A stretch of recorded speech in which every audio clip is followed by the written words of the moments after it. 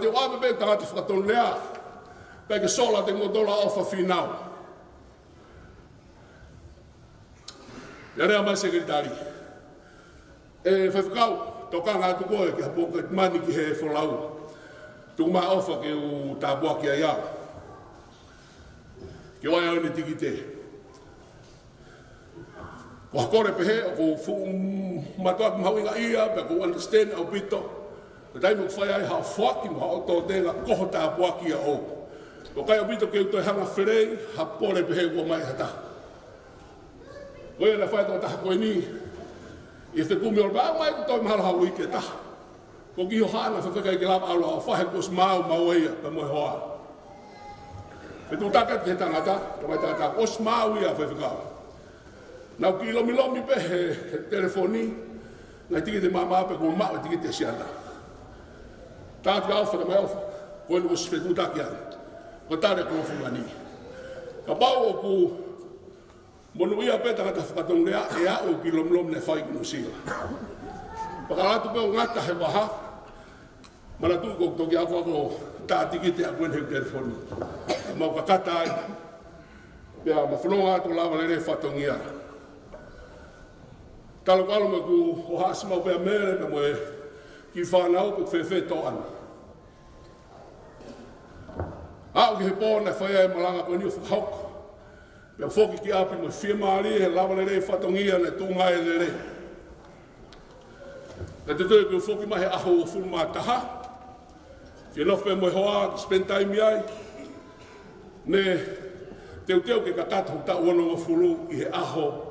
Taha fitu ai koe moni te wanu hanga mai. Puka mo ngahi malanga. Teu ke whae ngai malanga. Hiri anga e konferensi he ngai whaitu ke heke.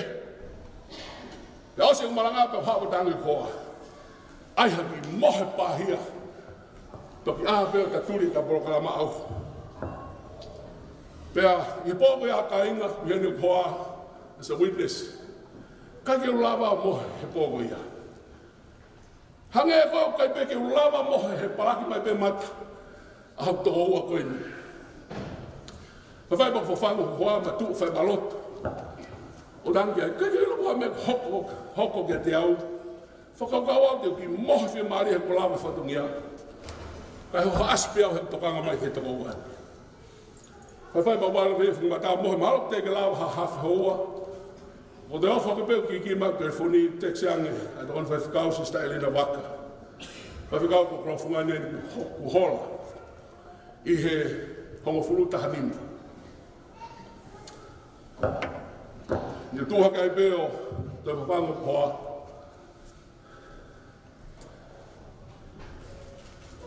Pea whai hoa e lotu. Ki whanonga iki. Nera ka more, whangofua ka te au, a more atu ata mua koe. Ko korofunga ni, ko mea nia koe ki whakahaau ke sia si, ko toto mo mea korofunga ni. Kara whaamu ke tuku noai au pita te whaakoe ana, whakaukau hataha he ofa pehea korofunga ni, he na matokwe ilo ngātu me maua ki mui, homa toto, ka koe wei pea na whahe tō taha koe ni, he ne whaiwhikau i mua ai, ko ia pēr me te whai ki he whai whikau hako. E tō ngera ki nusila pe alma ne ki i whamemoi ki hene whine eiki. Ka wheku lere atu o mea ea hene whine eiki a anga e tū. Ko whae, o tūpuia me tangata ko seret mo fuik, me hawa katoro.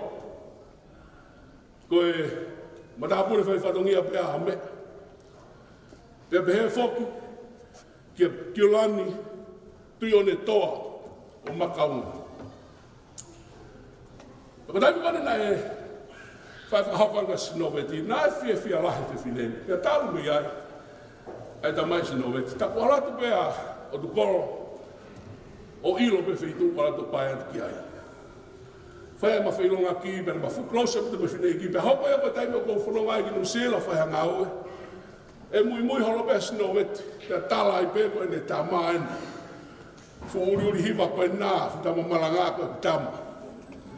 Whawhine, kau sioka kolofunga ni. Koe hoko pe, oku. Piki ua pe ne o mātua, koe o mātua whiwhia. Paike. Ke foki maa mahino anga e matu.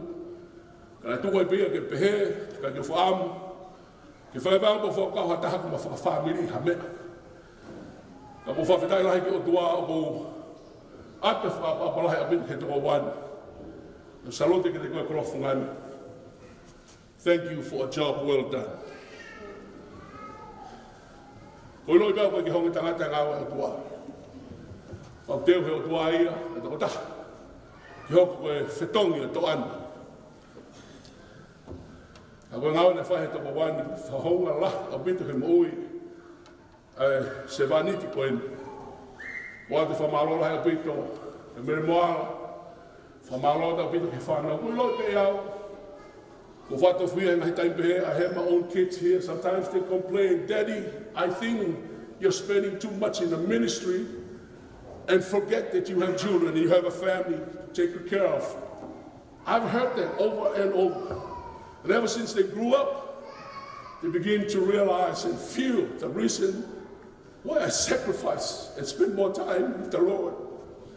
And I begin to hear testimonies from all the children of how happy they are that there was a father and a mother that spent more time with the Lord. And I believe Elena, Sonia, and all the siblings, your dad didn't do anything wrong. When he served God and served in this church with all his heart, he was trying to leave a legacy that he can live with. Love the Lord thy God with all our hearts, all our might, and all our soul. And love your neighbors as yourself. That's the very life that this brother of mine lived while he was still alive. Ka whawhak mai mua ki tau tōra he aha koe ni, lahi au pit. A ngai whorwhora nei tuke o malanga he aha koe ni. Kau ki tala noa pe. Hange ka mea nei men sina ne pō kau ki hanga moa o explain be ke mahin. Tala wha moi ke ki mo ki loi piao nei ui hoi e ki ko evangelio. Lama ke taim na whimau pe. Ka koe whainga tuku pāna ku whai tala wha moi ke ki. I e whahinga whakahonga ai whakamoi nei whahe e ki. Nā ku mat. Ka ku moui ku hape ofa e ki. Nā ku kui ka ku a ku hape koe ofa e ki. Nā ku noa mate he maa ka ka tū hāho ka kai peheni o rea. Koe whakama maa whauri au he maa mani kueni. Ka kō rea. Ka hui pepe ofa e ki. Ma siwa ango tuku hau sia. Ka kō koloa ia hea koeni. Ka hui ape koe ofa e ki. Kaike. Whai mai ai e whahau whatongia ki hei ki. Whai whikau nau tupu ai. Ngoi whahinga honga i he lotoko i hanga fu. Ofa. Tai lau hia mai ofa tai whiwhiri mana ko pēra tua. E whai e tau hiki e ki, o hala tau he mate pe mo ui, a bau gasi i su, o mea bie whai. Taimi nā ku, hiki a te tangata e ki pe au take over ngā ue, anga mena ku lau, nā ku hoi pe au e ue hiki ke whai ngeri o, nā palomes ki hiki e honga ka te au e ne ofa, mo whamuina whai ka te au eiki. Kei kai te ui kai haui ki hanga whaata. Ko roi pahu ngā taanga, ka po toi tui pe ko koi a te au, te umalawa ai a whainga mea pe. Kake, ko tau na hoku mai ku whaiwhikau, na kei puke pe, a ta whaaki wana evangeli o. Au pana a taha sia si te usio gai, mune mau whainga potential kon ke whaivangeli o. Ahi. Wa mafa sia pe au haki api brenga tai o kai toi puia ai ni alwana he tua po me mo hoa ki programa le tio fai ai no fa hop ngai programa be fai ai no malanga e fora o tua o sia fe to ta ko ni tal me no valu fai mai ga mai ki he wa fe ta no o fai fa ta o ma be ma wa fa ta ha wa ga do ni ho ma sia si pe me ka ta ki Rai mo fili la kangai, mo fili poate kau tikoni. Rai mo hawai pe fili la hai poate, ai sige tali pe mo tapanga. Pe ko step ho pote fili mai leva ai kau tak department. Hataha ko ilo te lawa whai whatungia. Hataha ko ilo e whai tu whataha. Mo whataha mea e ki me visone tu e ki e te au. E me tāko mo kotoa pe ko whai atai mo pe te whai o ngeri o. Iau pe ke osi, whilaka ngako tāne, te ukei hou pe tau o ngeri o. He ko kokto koua pe whoki, pa ko whai no tu fua ia. Nai pe ki hui ngai nau kei tukutuku e pe kola whungani ke tohoni mai pe ki a. Au mai ke tahano, ke teo ke whakok, ai ngahi, whanonofo e ngā ue, o mai he poa te tipo ni ke nau approve. Neo mo pe hou loto, neo me whotutu, kai ke approve pe, koe tutu ni apo mai mei orunga. Kai ke, o wale e poa te, o ato kato. Iyo, whai kou palo tāno, he kai ke nofo a taha whatongia, tae tene loto ki ai. Tani tuku e ki hou loto, wala wahe wahe mui, po tani no loto ki ai, pe mai ke poa te, po tani approve he poa te, whai lewa no whatapu ki nā po. Ata krohungane ma tahano, koe to oua pe, brother ki he brother. Ko oua.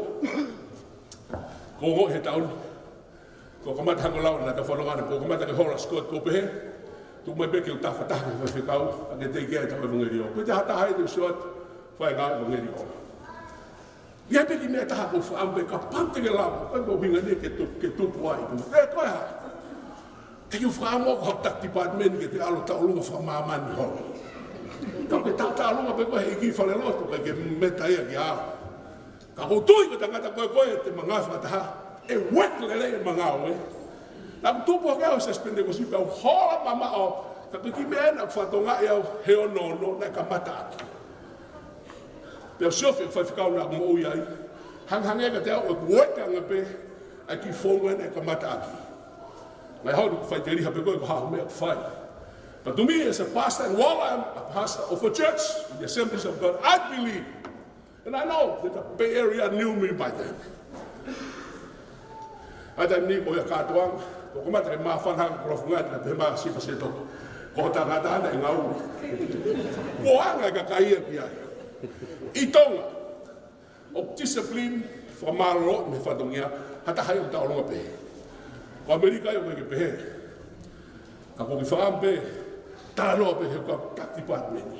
I'll never discipline you, but I wish that you can work together with your pastor. Amen? Kaya, o whelava e tātano hea wini te tūlava ki anai. Ka muna tūra tangata. Mea pe mele, tēmna alta hula ka whare o wahe wahe, kai te whakahok. Ka e whakamu ki he poate. Koe tari na te mahe toani, whaiwekau. Koe mea pe na ia. Ko hopu ai mai pe opu ka pe tōnu pe na ia. Koe ne osi anai. Ko koua, pe koe ero pe tōnu ka te kei whai, ka pe hea kai ke. Na whawhai ka o malaki atu haa. Ko tō wahe a koe ni. Ka tō wape mua pe whoku mai ke whorofora atua. Whawa no amo e veso no taha wake tahani maa. Te mawahe wa taha veso waki ke he malu. Kai te umanga lolohe a koe ni. Ki toka pe mua ke whorofora. Ma te mata ki he pekia a hiki mo lalahi na tutu he ao e tua. Te mo e whalahi a ngahi tohi. Te whalahi mo tohi e taha aia me tohi o mo ui. Me rai whaka mau a pekia me he ngahi mea nai tohi i he ngahi tohi. O whatatau ki na ngahi ngā ue. Pera tuku hake he tahi ai ka kai nai mate i ai. Tuku hake he whai toka mo he tesi ai ka kai nai mate i ai. Pera e whakamau ki na tolu taki taha o whatatau ki na ngahi ngā ue. Pera ri ai mate mo he tesi. Pera ri ai mate mo he tesi ki he ano e afi. Koe ni ai mate anga ua. Pe koe ia katoa pena i kai iro po tohi. I he tohi oi mo ui, nai ri ia ki he ano o e afi. Vesi ua ke wahe ua taha.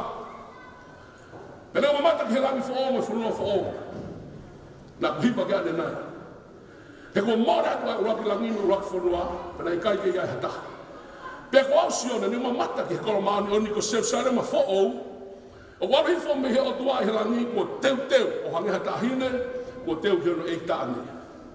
Pena whanau ki he re o lahi me he langi o pehe. Wakai ko whare whihitaku e o tua, o kui he kakai. Pea nofu e mo ki nau tolu, pea te nau hoko, ko hono kakai, pea e te nau tolu ai o tua, ko honau o tua. Pea holo holo he o tua, ai loi mata o tua pe mi honau mata. I kai ke ia hamate, pe kai ke haongosia, pe hatangu, pe kai ke ia I hama mahi, pe more atu ana hibia mua. Ke koia na nofu hena fōwha e kina pe he e ia. Wakai, o ko whakafo ana hi mea katoa pe, pe pe mai ka te au toha. Te umoni ko to tonu, ai ngahi reana. Pe pe mai ka te au, ko whahia, ko arifa mo o meka, ko mataanga mo ngataanga. Te uwhatu tai to tongi me mata vai mo ui, ia te ia o whia inua. Verse 2. Ia koi aia e ikuna e mau e ia ngahi mea katoa pe, te hoko kono o tua pe, hoko ia, ko hoko foha. Ka koe loto fo'i, mo tai tui, mo whakaria lia, mo kau whakapō, mo kau whiawa ki, mo kau whia mana, mo kau tau tama pua, pe mo loi kotoa pe, ko nau tofia o he ana, o vela, I he afi, mosu rifa, aia, ko mate anga ua. Kau te whoki mo ke veso no fitu, e whakarenga me ai, a malanga ko mla ke whai pōko ni, ai pēna wharea, koi aia e kuna e mau e ngahi mea kotoa pe, pe te hoko kono o tua, pe hoko ia hoko foha. Wow!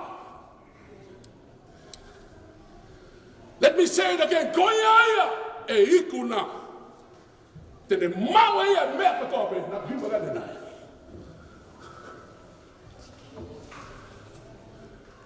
Pe hoko ia kono o tua, pe hoko ia kono foha.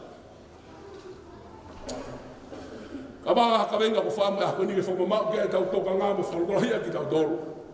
Pedel fo rea ko heva ni ko kolo pe ia o ka wikuna. Ma fo malo te ko hea ko fo fo la ko. Ma fo malo ko se vani ki mau fo ta ma ia I mo minute ko. Ma ke mau tatawat I ho tamayo eki. Ka fa feta ko hea ko fo fo la o tuku mai ki whakatala hea ki mau tolo ku toi mo mo'ui. Ma he wahe ane pō tua pe whahe mau wako ne kina ki he mahu inga ai kosperi ai hawhiona. O mau peheni a hako ni he nai aho ne maranga ai ho kosperi. E whawheta. I he mau iyo ki ai pe mau tari ai ko e sisu. O mau peheni a he aho koe ni papu. Amanakle rea e mau mo'ui. Ki he poto e kau ikuna u tala noa ki ai.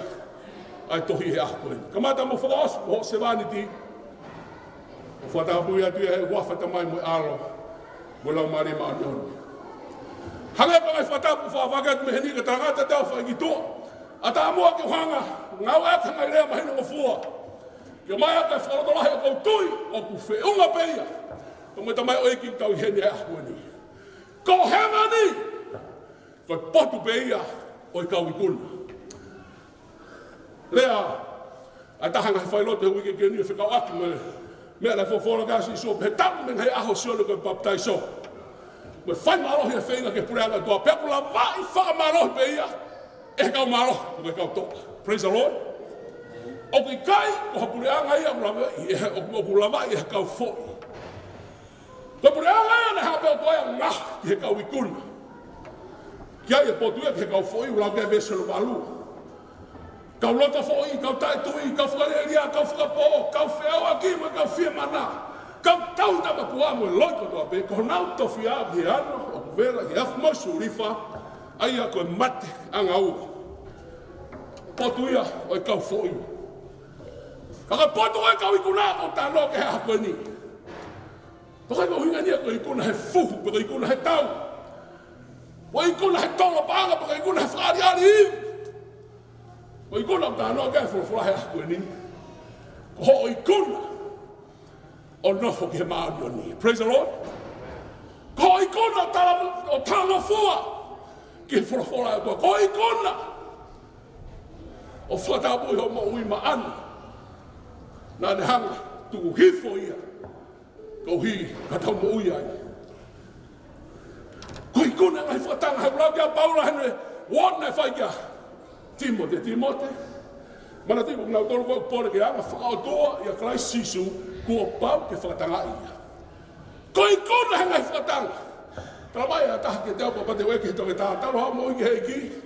Mo lele I pe mea kotoa ika ai fere. Ai fere whakatanga. Fere lau I kovi. Fere whakaanga. Wiheni a haponi pa de kei malanga pe.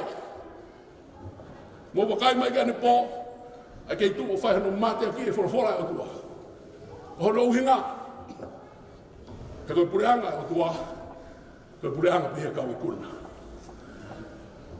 Taimi ko whatongai na whatongai ai ki vesko ni peo. A awea ai pea. Pore mo ui ki hoko katoa tahi kuna mo ki eki. Au te whoki mui o lawa ki wahe koe ni. Mahino ke te au e tunga koe ni he wahe koe ki mua wahe wanoa. Ai ka kai ko whia maa koe. Ki he mo ui ka mai koe ka kai pe ku ilo tohi hona hingoa. I he tohi mo ui. Tala tau karistiano. Mono malanga e fulfura mo tau ilo. Ai ngahi mea koe e tohi ai hoi ngoa he tohi koe ia. Pe ko tu he kai ki utoe lolo ai. Ka tai ma kua mai ke whamatala mana fulfura he toi whawa e wa kapata mai. Pene wa mata ki he langi fo o me whanua fo o. Mora te rak langi me rak whanua. Pena i kai ke iai hata. E vese noa. Te kua usione na ma mata tonu ke kolo maana mo se salema fo o. O alu hifo ya me o tua i he langi. Ko teu o hange kua tahini. Ko teu ki hono e tāne. Teu hange kua tahini ko teu ki hono e tāne. Ko mapu e takata eiki koe ko pe o se maa hoa. Pa ke whakakaukau atu. Ki aha koe na mo mahene ai mo hoa. Na kaka ke propose ki ai ko hia koe ne. Tu maari e kui kong no. Na ke propose ki ai pa ke loto. Ki ke rea maari ki ai he kuhina ke whakawha i ai. Pena mo whetau rakina e toki hau me uta mene o mātuana na o toko naki. Pe koe haa whainga wala na ane tui kāna e lore pe ia ki a koe. Nek sa pe koe o se whakaofa pe ia me tumu ake au ke a whai. Pe pau e holo toka ki alua.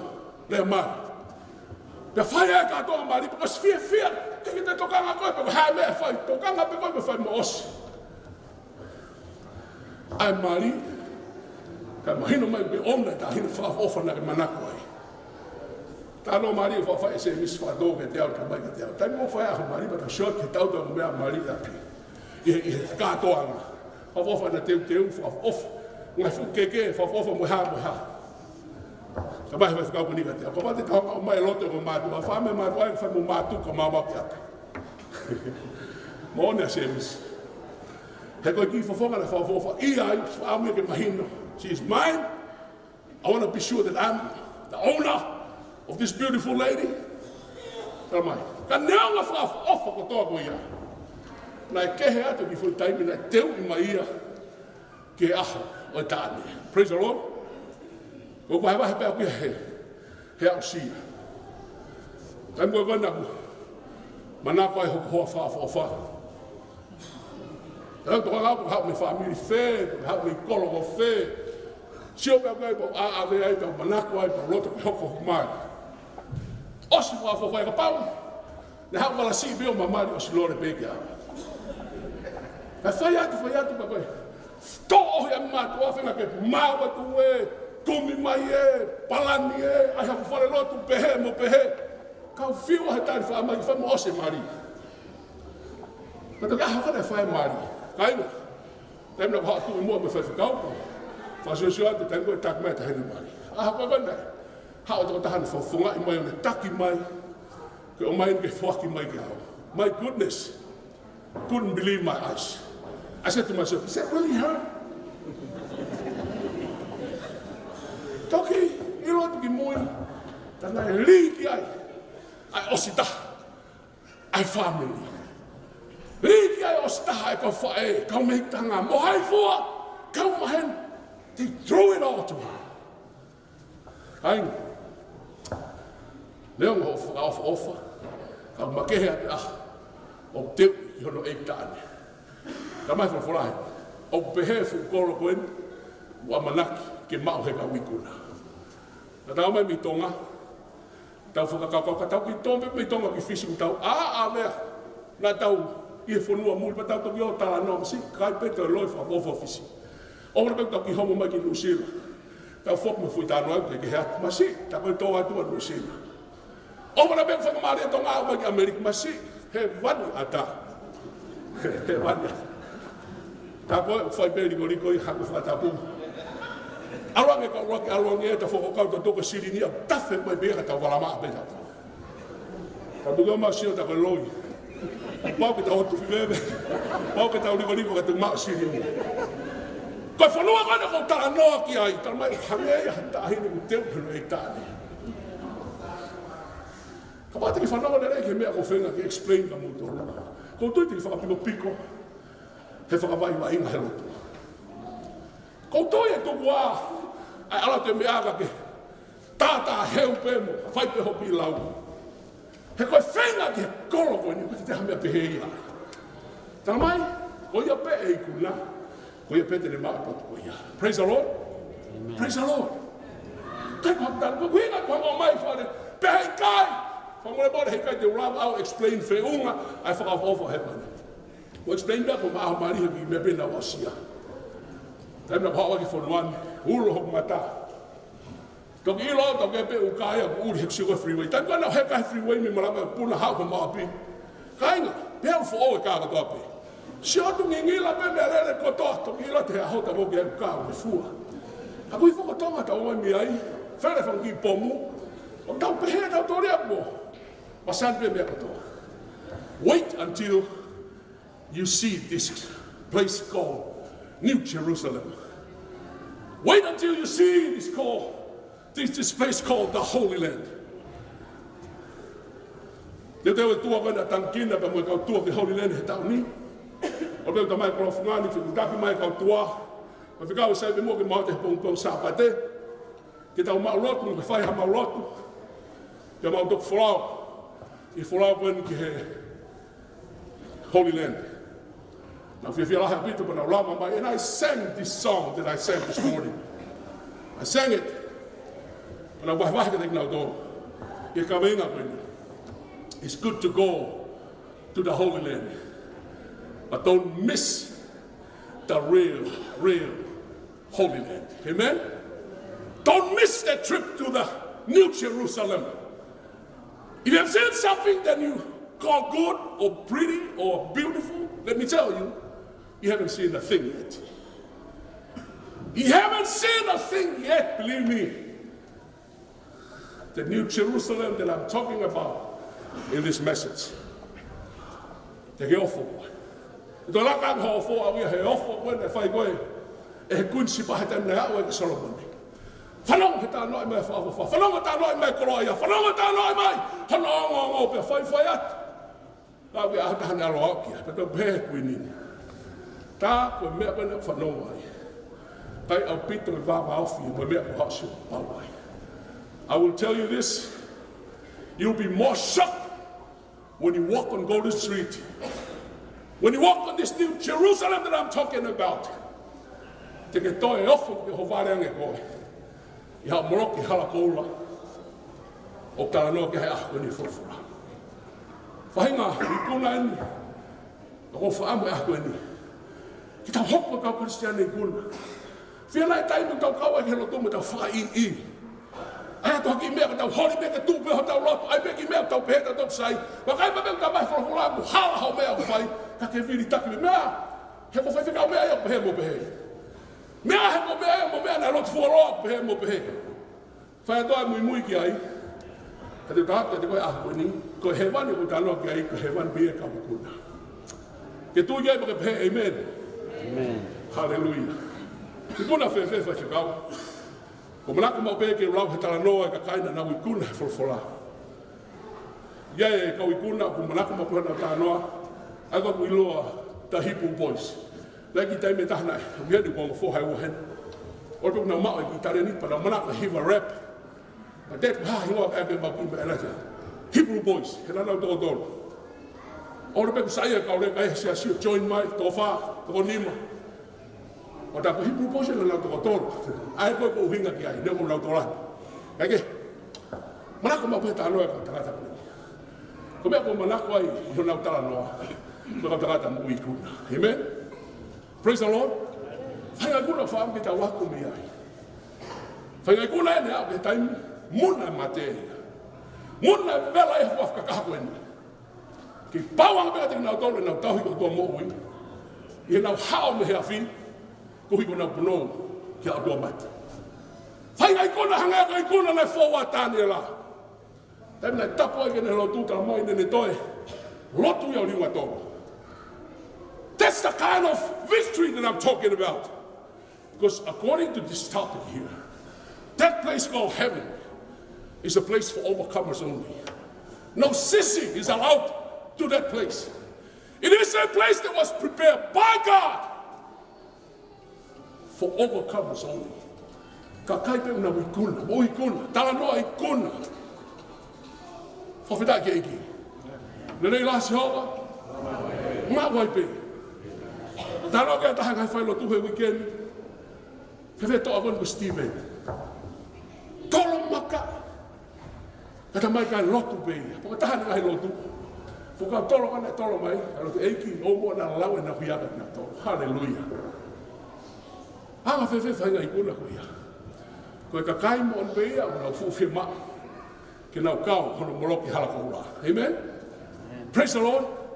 Os mahino ka Stephen koe maten, tu mabehe mata tulu tulu. Koe hoi tolo peta. E tau le rei ko neo siga.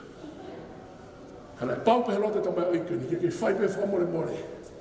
Whai pe lote o toa whamore more, i peke nau ila na rena o mea whai. Kena ilo toa taha mani hiri ange, ai mo ui koe ni, o bia mo ui. Kau teu pe ia ke kau ikuna. Amen? Tam lahi kono whakau kau, why John? Hamena whiri hea o tua siona baptisa, kena hea whailonga ia me whaini whorofora, talo me ngai aha siona koe baptisa. Talo me ngai aha siona koe baptisa. Sometimes I ask, why John, Jesus? Why didn't you say, talo me ngai aha Davida, talo me ngai aha hai kau tangata ilo, ka pehe besi, talo me ngai aha siona koe baptisa. Whai maaloha whenga me preanga tua. Koe preanga koe ako la vai wha maaloha pe ia, e kau toa koe kau maaloha. What kind of life did John live? Tangata, na ane tuku mo mooni. Amen? Na ilo e sione kone vahe mooni e mate ai. Pena i ko tuusi anu ruang koe whatapu. Na kai ka hape tene tauwhi sione he tuuha mooni. Kai ka koe lope heta imi laha. E whai ate viviri he mooni te ke whihia mai. Koe whanau as a witness. A lot of times I stand in the truth and share the truth with them. Sometimes I hear later on that they hated it. They're sick of it. Same old, same old. Later on, I thank God that I've heard the same mouth that share how proud they are. That their daddy shared the truth with them. Hoi mo kai. Kai ngā profungan me peke kai ngā mare moara ako ni moki tau toro mo toa pe. Ba me mea mai he wāke tai wholau he ako ni tumo ke onga tu e reo ofa mo ni. O kia e Jerusalem fo o kia e kolo maoni oni o steu he o tua. Ta koe kolo ko ia, koe kolo pe ia, o i kau i kuna. Ko matawa si su he matiu he taha ua whaa whi ka akmu ngai whailonga ni te whoki mai. Pe alu he whaingata, alu he mea whailonga ni te whoki mai, pe tamai e a o mo moko e ofa e tola. E mui mai me sta tolu e ki rea koe ni. Ka koe e kata ki o au ki heikua ngā. Koe e pe mo ui. Amen? Koe potu e koe ape potu pe e kau ka ataki wao. Koe potu pe e kau i kuna. O longa tau nofa mamani koe ni, o whiri tau ataina pe tangata ki ane whiri e whai. O da mai oa na kaka e mo tohu koe ke whaakaka e o tua. He koe tenga pe koe te ke tō, koe e tofu pe te ke utu. Ka bau ke tō he kakano, te ke utu he kakano au. Ka bau ke tō he lau maari e te ke utu he lau maari e mo ui tangata. Ko tau ko ke osi, maua e ki me kuke, no fo he mo ui, whai a rei ko ia. Ka mai he vesion he aona tau whiu, he whai rei he te tau utu, he no whai tau te donu, ka mai ke ki tau vai vai. No tonga ho whai rei, no tonga ho nofo ke ki, no tonga ho mo ui ke ki, e ahi ahi, mo manu ki, mo whahia ne kina ko. Ona whiu he whai rei, he te tau ki utu, no whai tau te donu. Ko mai kai, te tau vai vai. Kore mo katako me hake ho koe ni, ta hui whaas mai. Whangeau, ko fumani mahimi. Whatani mahimi, kore me ta hui whaas mai ai, he ria, no whata whaas. Ko mamanga koe si sue, he la aglo maria si sue. Leo wa te pōria he langi au fia. Te mama beka ta iai sisu e. O mama.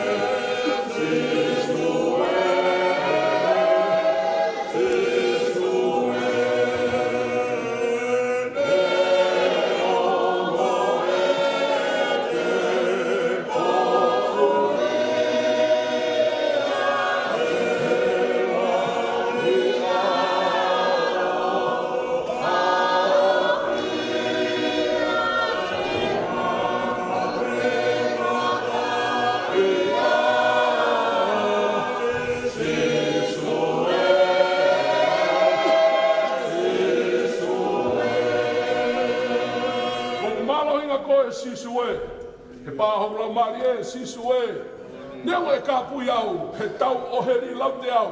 Ke pao beka ta iai, sisu e. O mama e ka koe, sisu e, sisu e. E ma o lau mari,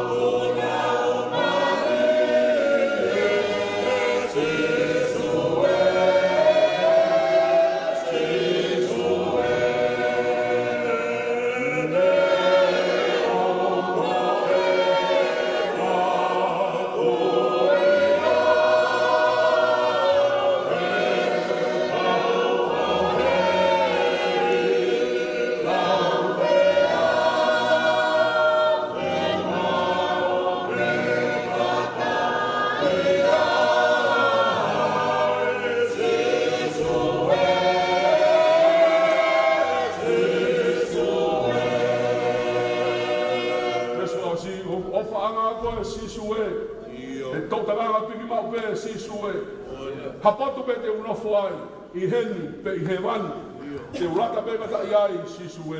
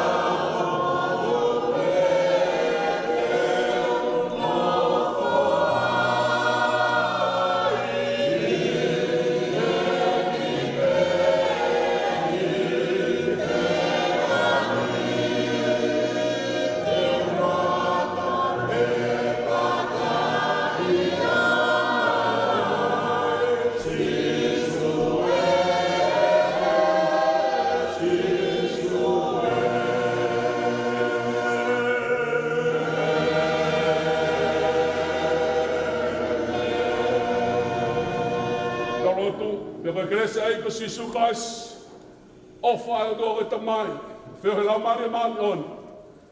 Ma ko do be ho kakai. E be ke família, e be ki a mo ma bo na ko ni. Iga ge ngata he, iga fai be lau tonga. Ko ka kai ki no be he. Amen. Amen. Malo pito. Ana mai anga ko tau ko nga fa asu tau me fa iki. Do fa hoku be ia I he I don't believe the Holy Cross, my Lord.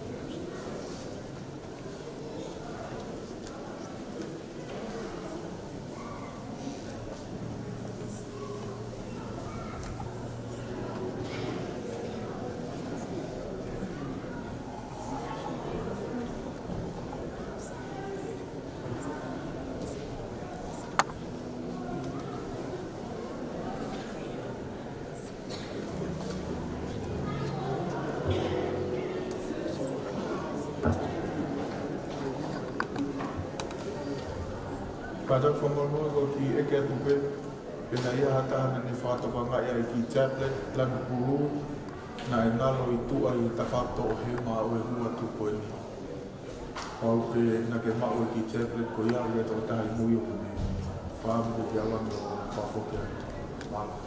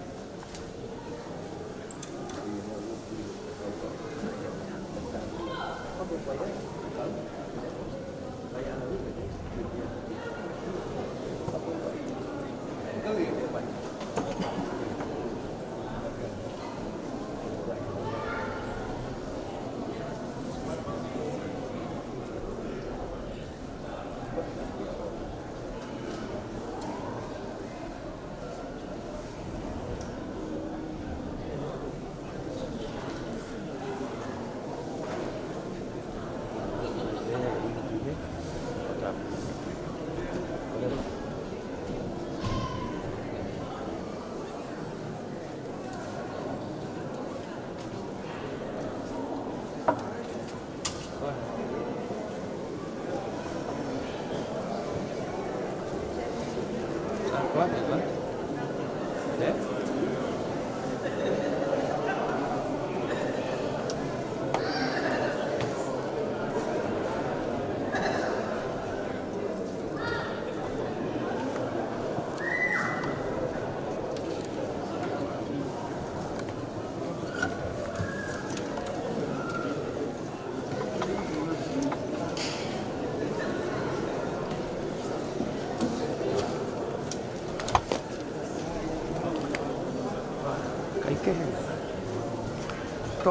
It's just the way they rotate it now.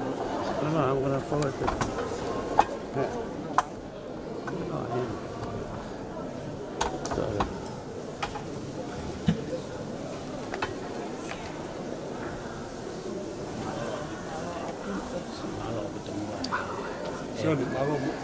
Malam Weska.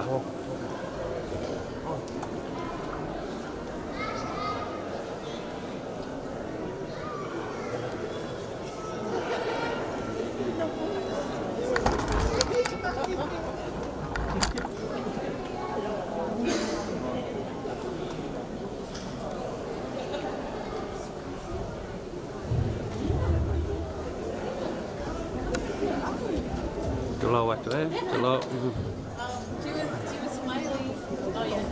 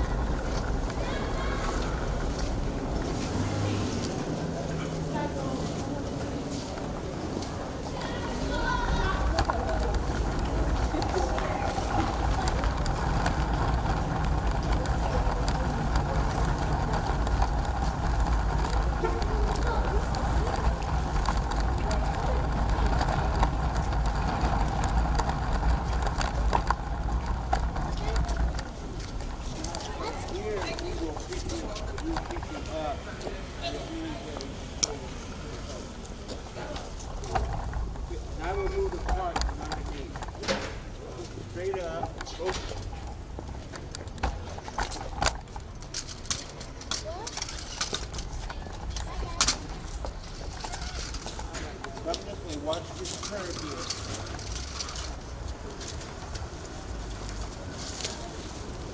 As soon as this gets on the roller, we can roll them all the way back.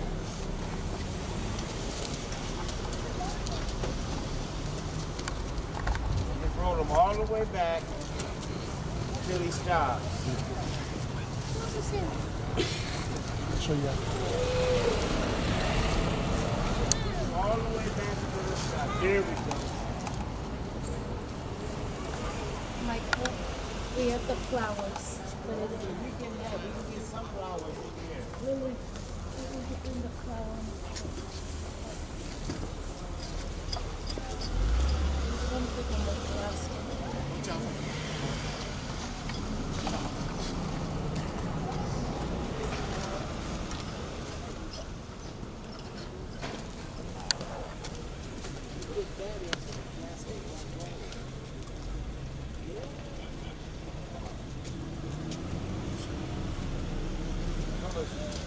Drive your own car. You're going to go ahead of us, or you're going to go with us?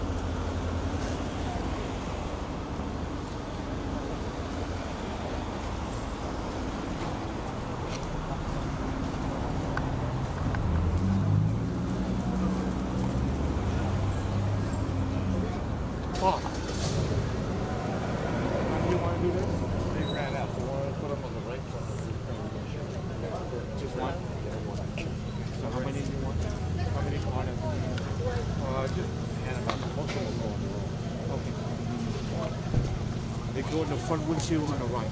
Turn on your four-way flashing, okay? All right, ladies and gentlemen. Who's the driver? I need your attention. Driver, come forward, please. If you're going with us in the procession, please come forward. If your driver comes come over here. Front windshield on the right. Front windshield on the right. Front windshield on the right. Turn on your four-way flashing. Whoever drives you?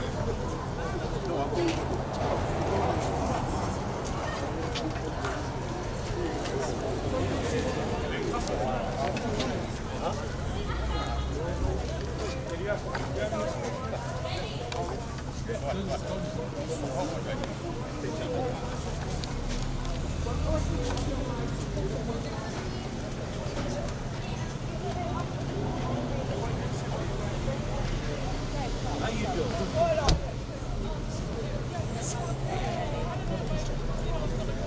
Me too.